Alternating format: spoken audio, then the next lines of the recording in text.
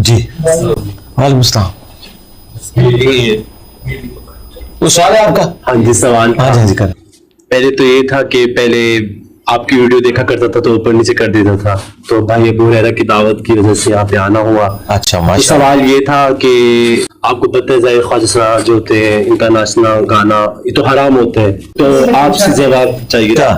کہ وہ کہتے ہیں کہ ناچنا گانا تو حرام ہے, تو جو جس گھر میں بچہ ہوتا ہے یا پھر شادی ہوتی ہے تو بدائی لینے کے لیے جاتے ہیں خواجہ سرا, تو یہ حرام ہے کہ حلال ہے, یہ پوچھنا تھا. نہیں غلط کرتے ہیں نا وہ والا, یعنی ادھر ناچ گانا نہ کرے, ویسے بدائی لینے جاتے ہیں تو وہ کلچرل چیز ہے, اس میں تو کوئی حرج نہیں ہے. تو یہ لینا جائز ہے؟ نہیں غریب ہے نا, میرے سے جب کوئی بھیک مانگنے آئے میں تو کسی کو بھیک نہیں دیتا, اگر خواجہ صاحب کو مانگے میں اسے ضرور دیتا ہوں, کیونکہ وہ اس معاشرے کا پسا ہوا طبقہ ہے, ٹھیک ہے نا, اس اعتبار سے درست ہے, لیکن ان کے غلط کام کے عوض نہیں. ہاں یہ چیز ہے, وہ کام غلط ہے. دیکھیں ابھی آپ دیکھیں وہ تو اس حد تک درست ہے کہ ابھی یہ بڑی عید قرباں تھی, اس کے اوپر کتنے نان مسلمز ہیں جو آپ کے گھروں کا دروازہ کھٹکھٹاتے ہیں کہ مجھے قربانی کا گوشت دے دیں, تو غریب ہے نا. تو قرآن بھی تو کہتا ہے سورہ حج میں کہ جب اللہ کے حکم سے ان جانوروں کو گراؤ تو تم پھر ان کا گوشت غریبوں کو بھی دو اور خود بھی کھاؤ, اپنے رشتہ داروں کو بھی دو, ٹھیک ہے. اب غریبوں میں اللہ تعالیٰ نے مسلم نان مسلم کی تفریق بھی نہیں کی ہے. ویسے جو ہمارے یہاں پہ دیوبند اور بریلی کے لوگ ہیں جو حنفی ہیں, ان کا موقف یہ ہے کہ غیر مسلم کو آپ قربانی کا گوشت نہیں دے سکتے, جبکہ قرآن کی روح سے اور باقی ائمہ جو اہل سنت کے وہ مانتے ہیں کہ غیر مسلم کو بھی قربانی کا گوشت دیا جا سکتا ہے. یہ اللہ کی راہ میں صدقہ کرنا ہے نا. قرآن نے تو کہا کہ آپ نے غریبوں کو کھانا کھلانا ہے, ٹھیک ہے. تو غریبوں کو جو کھانا کھلانا ہے اس میں مسلمان اور نان مسلم کی تفریق نہیں ہے. لہٰذا جو اس طرح وہاں پہ آگے کوئی شادی کے موقع پہ آ جاتے ہیں, یا کسی کے گھر بچہ پیدا ہوا ہے اور وہاں وہ آ گئے ہیں اور وہاں ان کو لوگ کہتے ہیں کہ یہ لے, مطلب آپ. اور ایک اور سوال کہ خواجہ صاحب کا اکثر لوگ ہوتے ہیں نا تنگ کرتے ہیں مسجدوں میں جانے سے نا نماز کے لیے, تو بعض کا سوال یہ ہوتا ہے کہ ہم ڈیروں پہ نماز پڑھ سکتے ہیں, یعنی کہ جہاں ان کی جگہ ہوتی ہے. اگر نماز تو ہر جگہ ہو جاتی ہے, بخاری مسلم میں حدیث ہے کہ 3 جگہ کے سوا ہر جگہ نماز ہو جاتی ہے. حمام کے اندر نہیں ہوگی, وہ ناپاکی کی جگہ ہے. قبرستان میں نہیں ہوگی کیونکہ وہ قبروں کے اوپر آپ نماز نہیں پڑھ سکتے, اور اونٹوں کے باڑے میں نہیں ہوگی. اور سنن نسائی میں حدیث ہے کہ بکریوں کے باڑے میں بھی نماز پڑھ سکتے ہو, جہاں پہ بکریاں پالی جاتی ہیں وہاں پہ بھی آپ نماز پڑھ سکتے ہو. اور ایک اور حدیث ہے بخاری مسلم میں کہ نبی علیہ السلام نے فرمایا کہ مجھے اللہ تعالیٰ نے 5 ایسی خوبیاں دی ہیں جو مجھ سے پہلے کسی پیغمبر کو نہیں دی. ان میں سے پہلی یہ کہ پوری زمین میرے لیے پاک ہو گئی ہے, میرے امتی جہاں چاہے نماز ادا کر سکتے ہیں. آپ نے یہ کنفرم نہیں کرنا کہ یہ جگہ پاک ہے یا نہیں, یہ کنفرم کرنا کوئی ضروری نہیں. ہر جگہ ہی پاک ہے جب تک کہ آپ وہاں ناپاکی دیکھ نہ لیں, وہ پاک ہے آپ کے لیے. زمین پہ جہاں مرضی نماز پڑھیں.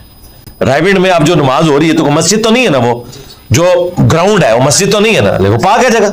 ہاں تو آپ جہاں مرضی نماز پڑھیں. تو اگر اس طرح کے کسی فتنے کا اندیشہ ہے تو ٹھیک ہے وہاں پہ نماز پڑھیں, اور اگر آپ لوگ ایک سے زیادہ وہاں جماعت کروا لیں تو مسجد بیت بن جائے گی. اکثر ایسے ہی ہوتا ہے. میں ایک دفعہ میک سے ملنے گیا نا, تو جو سٹار ہے تو انہوں نے بھی ادھر ویسی ہی جماعت کروائی تھی, سانشی میں تھے پیچھے نا. ٹھیک ہے, اسی طریقے سے میں آپ کو بتاؤں, یہ جو بخاری میں آتا ہے کہ انس ابن مالک کو لوگ ملنے کے لیے گئے حضرت عمر بن عبدالعزیز کے دور میں. وہ حضرت عمر بن عبدالعزیز سے مل کے جب آئے تو ظاہر بنو امیہ کے دور میں نمازیں شروع ہو گئی تھی. اس وقت عمر بن عبدالعزیز جو ہے وہ گورنر تھے مدینے کے. انس ابن مالک نے ان سے پوچھا کہ بھائی, ان کا جی ہم مل کے آ رہے ہیں ان کو, تو ہم نماز پڑھ کے ہیں. تو انہوں نے کہا کون سی نماز پڑھی ہے تم نے؟ تو انس ابن مالک سے انہوں نے کہا کہ ہم زہر کی نماز پڑھ کے ہیں. انہوں نے کہا یہ کون سی زہر ہے, اب تو عصر کا وقت شروع ہو گیا. یعنی وہ ادھر بھی آئے تو 4 بجے, یہاں تو جمعہ بھی 3 بجے پڑھا رہے ہوتے ہیں. پھر انس ابن مالک نے انہیں مسجد میں نہیں جانے دیا, انہوں نے کہا ادھر میرے ساتھ عصر کی نماز پڑھو. انہوں نے اپنے گھر میں جماعت کرائی اور ان کو نماز اپنے ساتھ پڑھائی کہ تسی پھر جا کے نماز اپنی خراب کرانی ہے, اتنی لیٹ نہیں نماز کرنی. تو جو بوڑھے اصحاب تھے نا وہ آخری وقت میں اپنے گھر میں ہی جماعت کراتے تھے. وہ چونکہ ان کے لیے جانا پرابلم ہوتی تھی تو نماز کا گھر میں اہتمام کر لیتے تھے. تو اس طریقے سے اگر اس طرح کی کیٹاسٹرافک کنڈیشن ہو جس میں جو آپ کے ساتھ آزمائشیں جڑی ہوئی ہیں تو اس میں آپ جماعت مانگ کروا سکتے ہیں, کیونکہ یہ حالت امن نہیں ہے نا. سوال پوچھنا تھا, مشکات کی جو کتاب ہے یہ ہم پڑھ سکتے ہیں؟ جی جی پڑھیں. آپ پہلے قرآن کا ترجمہ پڑھیں, یہاں سے قرآن کا ترجمہ آپ کو فری مل جائے گا, وہ آپ پڑھیں. پہلے اس کو پڑھ لیں آپ تاکہ قرآن اوورآل گو تھرو کریں, اور مشکات بھی پڑھیں. اس کے بعد آپ, بعض علماء نہیں پڑھنے دیتے ہمیں, تو علماء کے ساتھ آج میں نے تھوڑی کی, آپ لیٹ آئے ہیں. آج مجھے آپ صرف یہ بتائیں حسن بھائی کہ آپ کے پاس ایک نان مسلم آیا ہے اور وہ کہتا ہے میں اسلام کو اسٹڈی کرنا چاہتا ہوں, تو آپ اسے قرآن ہی پڑھنے کے لیے دیں گے نا. نان مسلم کو تو آپ قرآن پڑھنے کے لیے دے رہے ہیں, مسلمان کو کہہ رہے ہیں قرآن نہ پڑھو.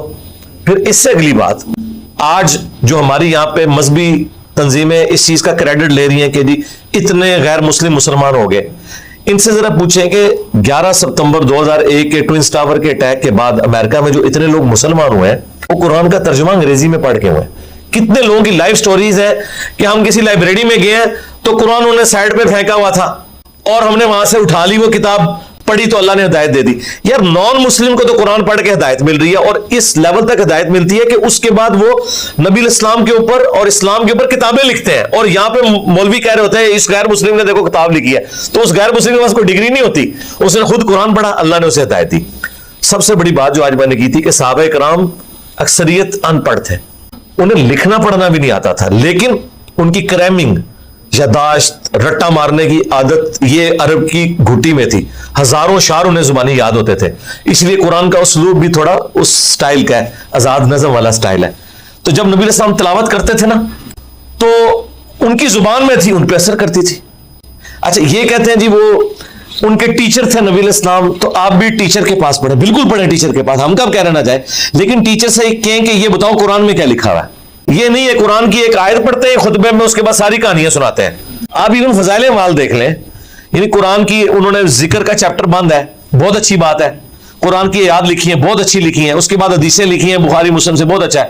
اینڈ پہ پھر وہ فلاں بزرگ تھے, ستو پھانکتے تھے, فلاں یہ کرتے تھے, یہاں ہمارا اختلاف شروع ہو جاتا ہے. اس سے پیچھے پڑھیں. آج بھی ایک بھائی کی پرچی آئی تھی نا کہ جی وہ فضائل اعمال پڑھ سکتے ہیں, میں نے کہا پڑھیں, پہلے اس کی اسکروٹنی کر لیں, یہ پڑھیں گے, یہ آیت ہے, یہ پڑھیں گے, آگے یہ ستو نہیں پھانکیں گے. ایک سید صاحب 12 دن تک ایک بزرگ ساری نمازیں پڑھتے تھے, یہ نہیں پڑھیں گے, ایسا ہوتا ہی یہ کیسے ہو جاتا ہے. ہاں ٹھیک ہے وہ بھی پڑھیں, لیکن جو قصص الانبیاء ہے نا وہ بھی جو قرآن میں آئے ہیں نا وہ تو ٹھیک ہے, تو کتابوں میں آئے ہوئے نا حدیث کی, اس میں کچھ واقعات غلط بھی ہیں, کچھ صحیح بھی ہیں. ہاں وہ صحیح ضعیف کا حکم لگا ہوا ہوتا ہے اس کے اوپر. ظاہر ہے کہ غلطیوں سے پاک تو صرف اللہ کی کتاب ہے نا. تو اس طرح کے کئی ایسے یعنی واقعات جو انبیاء کی طرف غلط منسوب ہیں وہ کتابوں میں بھی آگے ہوئے ہیں, لیکن وہ ہائی لائٹ کیے ہوئے ہیں. یعنی محدثین جب ان واقعات کو لکھتے ہیں اس کے اوپر حکم لگاتے ہیں کہ یہ واقعہ اسرائیلی روایت, کیونکہ جب نبی الاسلام کے مبارک زمانے کے بعد جو لوگ نیو مسلم تھے نا ان میں بعض لوگ ایسے بھی تھے کہ جنہوں نے یہود و نصارہ کی جو روایات تھی نا وہی اسی طریقے سے آگے بیان کرنا شروع کر دی.